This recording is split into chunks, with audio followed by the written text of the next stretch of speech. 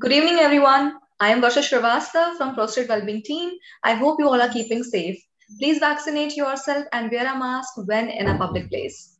Today, we are here to discuss about urinary incontinence or overactive bladder.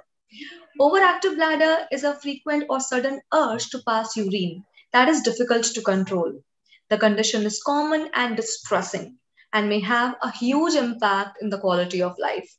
In this week, let's unite to raise awareness about incontinence related issues and its impact in the life of people living with it. To throw more light on the subject and guide us on what is right for diagnosis and treatment of urinary incontinence, today we have with us Dr. S. Bhargava Reddy, sir.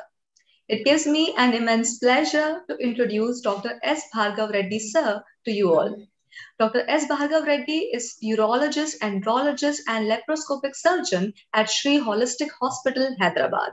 Sir has a rich experience in the field of urology and carries out the treatment with utmost precision and efficiency, ensuring that the patient's health is in safe hands. Sir, it's a pleasure to have you in our show. We welcome you.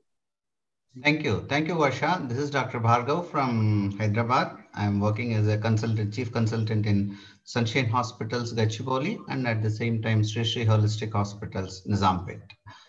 Let me jump into the topic straight. And today we are going to discuss about urinary incontinence and pros and cons of treatment, what are the types and how it is going to distress a patient and what sort of complication it has and impact of the urinary incontinence on general health of the patient.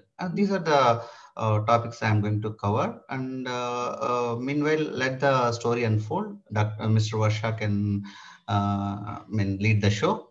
Come on, Varsha, you can ask me something about urinary incontinence. What you have, whatever the doubts, I can here to help you out. So, sir, first we would like to know about the concept. What is urinary incontinence actually, and Mhm. how we are affected by it? Yeah, urinary incontinence is defined as sudden urge to pass urine, which is not in your control. They'll, with their undergarments without. It's basically sudden urge to pass urine, which is not in your control. That's it. That it can be a daytime or nighttime, and at the same time, it is depends on the condition. It has several types depending on the pathology it is involved. I'll come to know about, I'll tell you about in the next coming questions, what are the types and how it is going to leak and yeah. So, sir, like it is an involuntary leak which is not in our control. Yeah. So, this is for all our viewers. So, if you want to know that you have got this problem, urinary incontinence, the thing is when you are leaking urine and it is not in your control. So, in easy That terms, you was got to know. yeah, that was the main symptom. Okay. So, sir, what are its types? As you have just now mentioned that there are different Yes, types of urinary incontinence. yes, there are every person. Basically, it is very common in female. What I can say, I can tell you like somewhere around age of 40 to 60. If you take a example in females, it is around 30 to 40% common in females, and males. It is at the same time we can observe it at maximum for 1 to 2% only. So it's female predominance is very common in urinary incontinence. As you take types, it is stress incontinence, which is very common. Urge incontinence is the other type. And these two can combine a precipitate in the same patient. They call it as a mixed incontinence. And apart from that, there are certain types like total incontinence. I'll tell you one everything in brief about stress incontinence, urge incontinence, what is mixed incontinence, what is total incontinence. Usually, what we come across a patient is stress incontinence. A female, when present to a clinic, her main complaint will be, sir, whenever I cough, sneeze, whenever I get up from a chair, I'm going to like I'm leaking my urine without my control. That they call it as a stress incontinence. Basically, we are putting extra pressure on the bladder, whether it is coughing or sneezing, that can precipitate the incontinence of the urine. This is called stress incontinence. Yes, the other type is urge incontinence. It's a self-explanatory word. It's urge, sudden urge, which is compelling to pass urine. You cannot control, you cannot overcome that urge. In that scenario, you may leak some sort of some urine. That's called urge incontinence. See, when these two can club together, the most of the patients, they have some sort of stress incontinence and urge. Then we call it as a mixed incontinence. There are patients who have certain diseases like diabetes, multiple sclerosis, some sort of Parkinson's disease, some neurological problems. They have a total incontinence. That means the leakage of the urine is neurological effect. They have a total loss of control of the sphincteric mechanism. They don't have a hold over the sphincter. Then we can call it as a total incontinence. Apart from that, there are certain things like surgical, post-surgical. If you have a damage to the sphincter, some sort of a post-radical prostatectomy in the males, in there you have a total incontinence, a complete loss of the sphincteric action of the thing will be there. So they will leak continuously into their undergarments. We call it as a total incontinence. These are the few types of the incontinence. So there are different types of incontinence that we may have in our lifespan, and we'll have to be really careful about it. So, sir, how do we get to know that we have got urinary incontinence? What are the symptoms or the early signs? Yeah, as I said, as it's a, self-explanatory word. I said it is like incontinence is a sudden leakage of the urine, and either when you cough or sneeze, or when you lift any weights, when you are not able to hold your urine, continence mechanism is absent, then in that scenario you have to suspect. See, post, see, repeated, usually in Indian scenario, postpartum, what I mean to say, because of the laxity of the pelvic floor, they won't do proper exercises.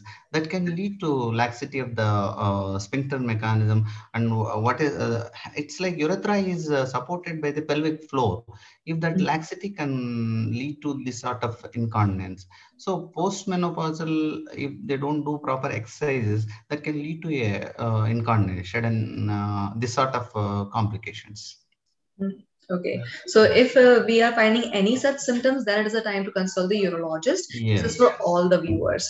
So we cannot ignore such symptoms. These Yes. are the signs of urinary incontinence. Basically, it is a social stigma. Patients, they cannot go to their colleagues. They can't be comfortable at their office spaces, and they cannot go to any functions. So these are the main complaints. They are socially isolate themselves. Such a patients are like they can have more of psychological disorders also. So you have to take a opinion of any urologist or urogynecologist, whomever you are like come across. And at the same time, it is treatable conditions. Yes, there are certain problems which involve in this treatment, but it is a treatable condition on overall. Yes, of course. And sir, why does it happen? What are the causes behind it? As I said, see, every, so I told you certain types of the things. See, if I take stress incontinence, as I already said, the female multipara, I mean, multiple pregnancies and multiple deliveries, normal vaginal deliveries, and these can lead to laxity of the muscles, basically, the holding mechanism, what I call urethral holding mechanism, and that can lead to stress incontinence. Apart from that, during the procedure, they may have certain complications like prolonged labor that can damage the neurovascular bundles, basically nerves around the urethra. And at the same time, there are certain surgeries, post prostatectomy, as I said, in the males particularly. If you do improper radical prostatectomy, that can lead to total incontinence. Apart from that, if there is a surgeries which involve the damage to the nerves, can lead to these sort of incontinences. Okay. These are So we are. the causes. Yeah. Yes, sir. Yeah, you can go ahead. Okay, so these are the different causes through which we can get a urinary incontinence. So we cannot be careless. We'll have to be Mhm. really careful. Okay. Yes. And sir, is it self-cure? Because many people think that it is just a urinary leak. We can control it by doing some of the other exercises. So can we cure it on our own? Yes, there are certain mechanisms. How can you can overcome certain things? Like one small example is Kegel exercises. It is not self-limiting disease. What I can say, yes, some sort of efforts can cure that disease.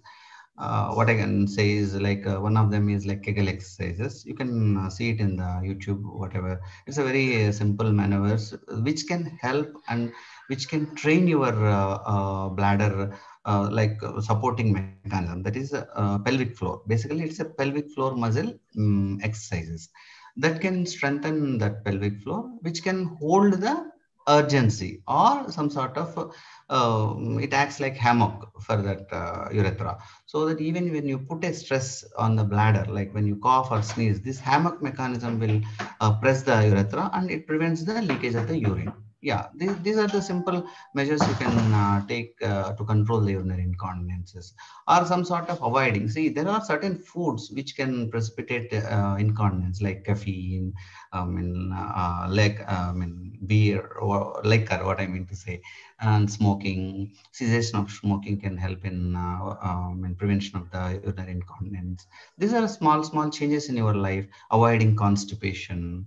These are the things which can help in prevention of the incontinence or some sort of treatment.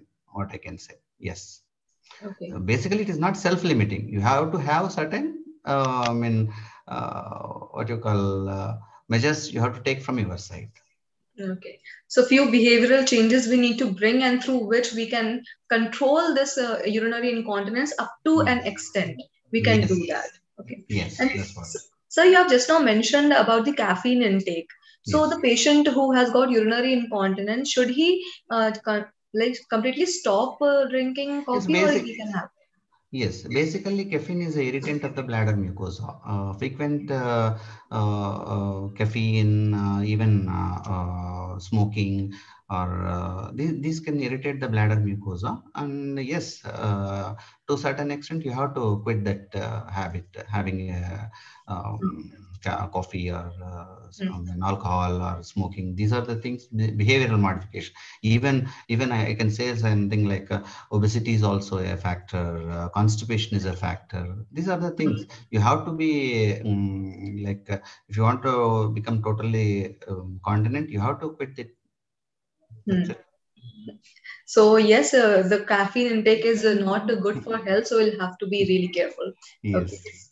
And so now coming towards the treatment part, so Mhm. can we cure it through medication or we'll have to go for the surgery only? It's basically depends on the type of incontinence which you are suffering with. Is it a stress incontinence or a urgent incontinence or a mixed incontinence? As I said, total incontinence. See, if I take one by one, I will tell you. See, if it is a stress incontinence, which is very predominant in female, yes, we can have certain conservative managements, as I already told, Kegel exercises, some sort of avoiding mechanisms. And if this is not happening, there are certain pharmacotherapy available. Yes, duloxetine or some sort of, as you mentioned in the very first introduction itself, overactive bladder. There are all anticholinergics. These can help in them to control to certain extent. If if this pharmacotherapy is not giving sufficient relief to them, yes, we have to go for next level, that is a surgical intervention. There are very beautiful surgeries which is available for stress incontinence. That is a transobturator tape. It is like, as I told you, stress incontinence basically lacks it is a pelvic floor laxity. So we have to reinforce that pelvic floor, that hammock mechanism. So if you put a tape which is holding, which have the same impact over the urethra, yes, that can be recreated and we can have a total continence. That surgery is called transobturator tape surgery. Yes, we do regularly. We have a patient usually have a around 90% of continence back, and even for a lady of 80 years also we can do. And at the same time, I forgot to mention certain estrogen deficiencies. Basically, postmenopausal lady also has certain this sort of complaint. So estrogen therapies, they can help in them to regain their continence mechanism. These are the few pharmacological therapies and certain surgical therapies. This comes to only stress incontinence. And if you take a urge incontinence, there are certain medications which can hold that urge. That's called overactive bladder. Yes, we have certain medications like anticholinergics. Recently, there is a wonder drug called mirabegron recently launched, and it has a very good outcome over the urge incontinence. And apart from that, we have a mixed incontinence and total incontinence. As I said, there is a neurological damage which was caused during surgery, which can lead to a total incontinence. If you can able to avoid, yes, wonderful. If not, there I can tell you one small example. Post prostatectomy, there are certain complete if there is a damage of the neurovascular bundle, the patient will have a total incontinence. In that scenario, we can put there is like mere urethral sling, also some bulking agents to support the urethra. In that way, we can take surgical help. I mean, those who can perform regularly, and we can overcome the incontinence very easily. Okay. So there are different treatments through medication and through surgery that will really help us to get rid of this problem. Yes. So, sir, whenever we take any kind of medication, there are some or the other side effects related with that medication. So, is Mhm. it the same case with the medication that we take for urinary incontinence? Yes, there are certain side effects. Yes, I do agree. Anticholinergic, see, if I put any medication, it cannot be like super targeted. Yes, there are certain side effects with this anticholinergics. Like if I take overactive bladder, which we usually start pharmacotherapy like anticholinergics, in that sulfenacin, darifenacin, and mirabergen, just now I told you, these have side effects like dry mouth, constipation, some sort of dry eyes. These are the what you call side effects of these drugs. And yes, to certain extent, we can overcome with some other pharmacotherapies. Yes, we usually club these two tablets, and we can overcome them. Okay. So, there are side effects, but we can overcome with that. The solution is also there. Yeah, basically you have to outweigh which is your prime importance. Is it the is it the incontinence or Hmm. some sort of dry mouth? That's it. Okay, okay. And so now coming towards the surgical part, because many people they get scared if they should go for the surgery or not. So, is the surgery painful? No. See, once again, I have to tell you, in this, okay, I'll take it as like stress incontinence only to certain extent. We are more focusing on to this topic. So, if I can tell this stress incontinence, the surgical aspect is transoperative tape. It is like daycare procedure. This is a very small incision in the vaginal area, and it is like outside you cannot see any stitch or scar outside. It is totally very safe, and it's like as I already mentioned you, it's a daycare procedure nowadays. Usually the patient will be continent by second or third day itself. Mhm. They can resume even their normal activities from the day one itself, except avoiding like strenuous exercises. Mm. So this is really great news for all the patient actually that you can resume with your work after a day from the Mhm. surgery. So Yes. this is really great actually. Yeah. Yeah. So, sir, how much percent chances are there that the surgery is really successful or the treatment for urinary incontinence is successful? Yes.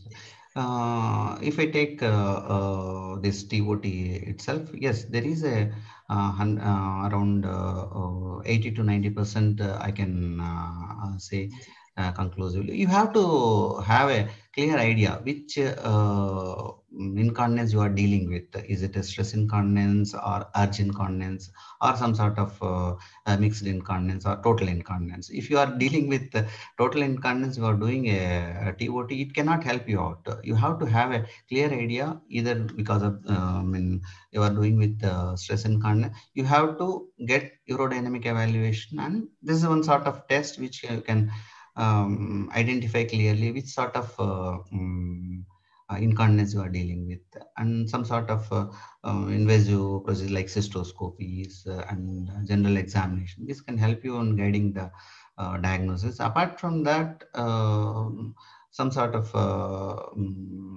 radiological images are there, MRI. These are like help you in guiding the diagnosis. Once you get the clear picture about the diagnosis, whether it is a stress incontinence or urgent incontinence, if you have clear picture in your hand, yes, there is around 80% of the I can assure them 80% success rate. Hmm. So yes, the success rate is high. There's nothing to worry about it, and the Yes, treatment will be done by the experienced urologist. So there's nothing to worry for all the yes, viewers. This thing is yes. okay.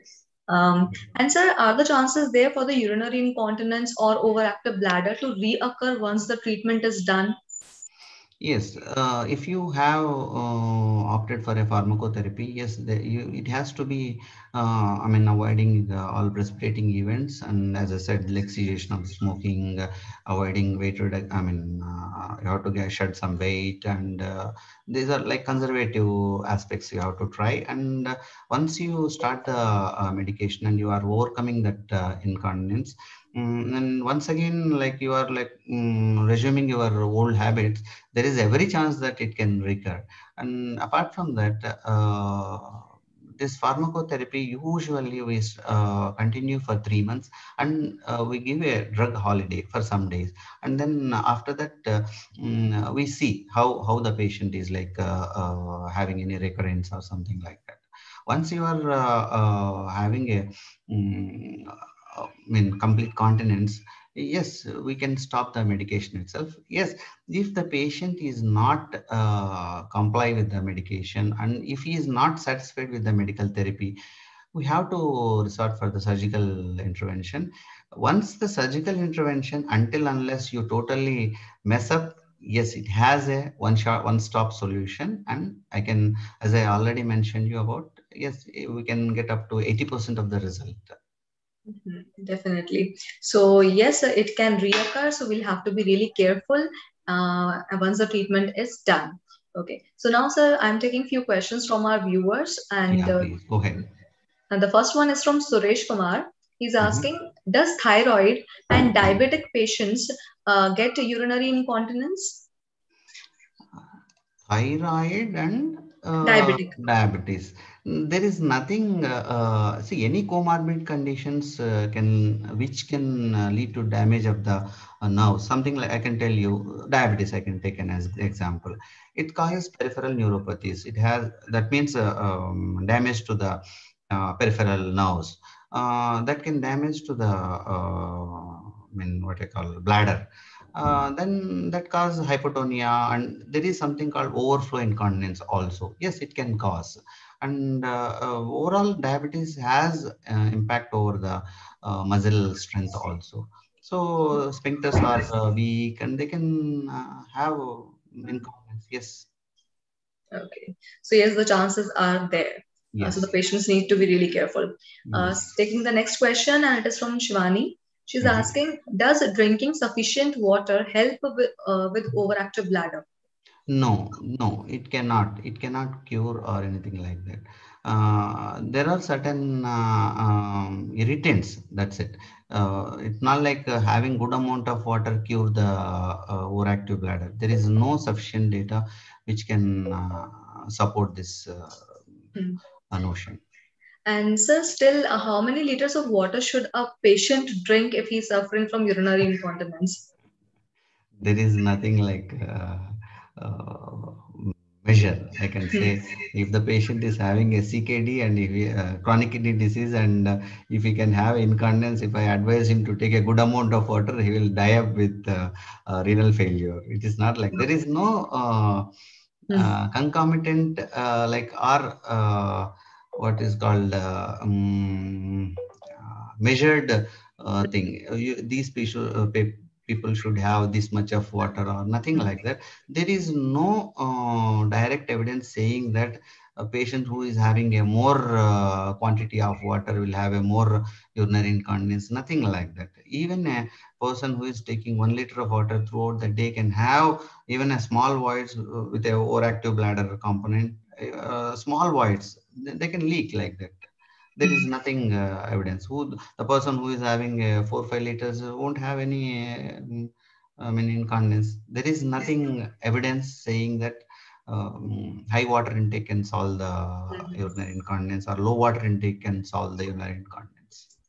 Okay, so it varies from patient to patient. So Yes, the best thing is to take the advice from the urologist, and once yes. everything is examined, then only how much ever liters of water is prescribed by the urologist, that should only be taken by the patient. Yeah, that was the message to be carried out. Yeah. Yes. So Shivani, before jumping into a conclusion of how many liters of water one should take, please consult the urologist. That is the best thing, actually. Okay. So, And this thing though we have already discussed, but this question is from the viewer, and it's from Manoharan. He's asking, does coffee play a major role in urinary incontinence? Seems yes, like he's as about I already said, caffeine is like bladder irritant. Yes, to. they have the person who is having already a overactive bladder. If the person is having a coffee, can have the urge to pass urine. Hmm. Yes, it's a Okay. irritant. And sir, in India, we really love to eat spicy food and we are tea lovers Hmm. mostly. So, should that also be avoided? There is nothing like spicy food can what you call irritate the bladder. Yes, yes for the I mean bowel, not for the bladder. Mhm. Okay. So, the healthy eating habit should be like taken into consideration. And Definitely. so, what food items shall we include actually that will really help us? Are there any particular food items that can help us to protect our bladder? Any food is good. There is nothing bad food or good food. Only thing is you have it has to be depending on your needs. That's it. As I said, if I take coffee, I don't have any overactive bladder. It is, see, whom you have problem with something like irritant. If the person is having it's basically a personalized thing. Everybody cannot be having irritation with a coffee or something like that. If you have avoided, that's it. It is like no food can precipitate overactive bladder. No food like high protein intake can cause some sort of incontinence. There is nothing like that. Yes, high protein intake can cause constipation and that can lead to a urinary incontinence. It can be a direct what you call causative factor, but not a, I mean indirect causative factor, not a direct one. That's what I can say. So yes, like everything should be taken with a due care actually, Yes, and the balance is really, really important. So yes. this was about the diet. And sir, coming towards the exercise part, so does Mhm. yoga and doing meditation, all these things can also help us? Yes, any strengthening, muscle strengthening exercises can help in regaining your continence. Apart from yoga, as I already mentioned, you Kegel exercises. These are simple I mean, exercises which can retrain your bladder supporting mechanism. It's like pelvic floor. Basically, it's exercise of pelvic floor, and that can regain your their strength. That sort of exercise can help. Yes, yoga, this this can help basically. So yoga, meditation, doing the Kegel exercise, all these good habits are the supportive measures. They can be taken as Yes, a supportive measure. But the yes, main thing is taking medication and taking the proper care of your health. That is really important. yeah. So, sir, in prostate, when we just talk about prostate, so we cannot prevent ourselves from that problem because that's an Mhm. age-related problem. problem. So Yes. is it the same case with the urinary incontinence? Can we really protect ourselves from this particular problem? Yeah, see, if I take now all these things is like stress incontinence, which is female predominance. Now we come to the prostate, which is very specific to male itself. Yes, there prostate can cause urinary incontinence. Basically, a median lobe hypertrophy can cause urinary incontinence, which is irritant. And apart from that, it can, if it blocks properly, if the grade of the prostate is very high, it can totally block the urethra, and they can have a hypotonic bladder, and they have some sort of overflow incontinence. And see, the symptoms of the BPH, that is benign prostatic hyperplasia, is like frequency, urgency, nocturia, incomplete emptying. There are a number of complaints. In that, one of the thing itself is like urinary incontinence also. Yes, you have to address that, and either with the pharmacotherapy or surgical intervention. Pharmacotherapy, we have wonderful drugs in the form of alpha blockers and some sort of 5-alpha reductase inhibitors. And apart from that, combination therapies. And apart from that, we have surgical interventions like transurethral resection of the prostate and laser resection of the prostate. If the pharmacotherapy is not able to control that prostate, yes, for prostate in male has say in urinary incontinence. And if you take prostate cancer, if while after doing the surgical intervention like radical prostatectomy, usually now we are doing radical prostatectomy with narrow sparing.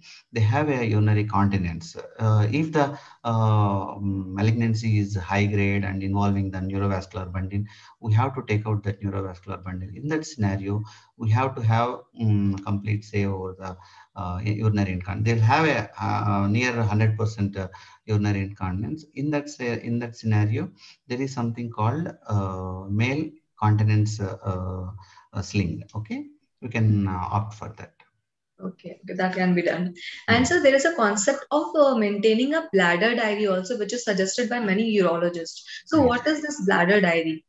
It's a simple notification, something like see, patient cannot tell me how many times he voided, or how much intake he has taken, how much he has voided. See, basically, we have to have a certain information like how much amount of water intake he is taking, and how much amount of urine he is putting, and what is the each wide volume, and in the mornings how many liters of urine he is passing, in the night how much urine he is passing. These are all information you can gather. We have more information, we can deduce some conclusion from that information. If you note, this is called simple notification. See, now 5 o'clock I passed around 500 ml of urine, and I had 200 ml of urine, I mean, sorry, water in the 6 o'clock. So simple notification I can have. See, if I look at the diary, I can conclusively say patient is having 3 liters of water, and patient is having output of 2 liters, something like that. And it's in the night, if the patient is putting more amount of urine, that is called nocturnal polyuria. That diagnosis, basically nocturnal enuresis, nocturnal polyuria. If one third of the urine, if you are producing in the night, that's called nocturnal polyuria. That says some diseases that that can lead to certain, I mean, what you call diagnosis for us. They give basically information about how our further evaluation, and at the same time how our treatment direction to be. Okay. It helps a lot basically. Yes, definitely, definitely. It helps a lot to really know the situation of like how the person has been affected by the urinary incontinence. Mhm. Okay. And so there is another concept of bladder retraining that really helps the patient. So what is bladder retraining? It's basically bladder retraining. There is a simple notion that if you can prolong your, they think like that. If you can prolong the urge, if you have urge to sudden compelling urge to pass urine, if you can divert your thinking process, something like like if you can divert that thought of sudden urge to pass urine, yes, you can overcome that overactive bladder. That is called something called bladder training. And not only that, avoiding a urge.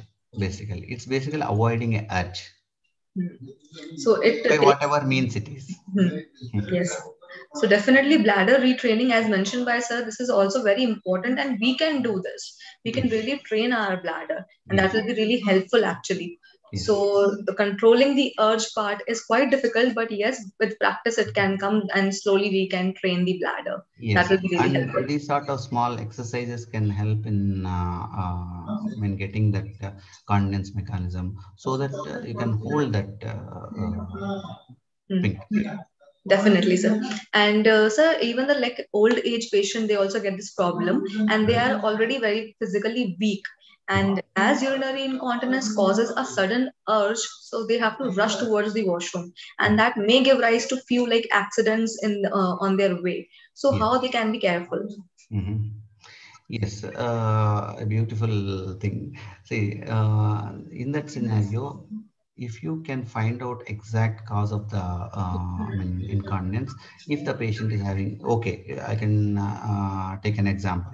80 years old female with, I mean, some sort of, I mean, problems in their joints, not able to, able to go to the bathroom to empty the bladder. She has a sudden urge to pass. If the patient is having some sort of urinary incontinence, if we can identify the diagnosis, something conclusively, stress incontinence, you can have one-stop solution like transoperative. Mhm. If you have a overactive bladder in that sense, Mm.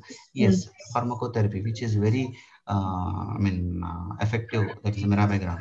Yes, they can have overcome that, and you can overcome with simple medication itself. So the old age patient need to be really, really careful, and even the family members also, it's their responsibility as well.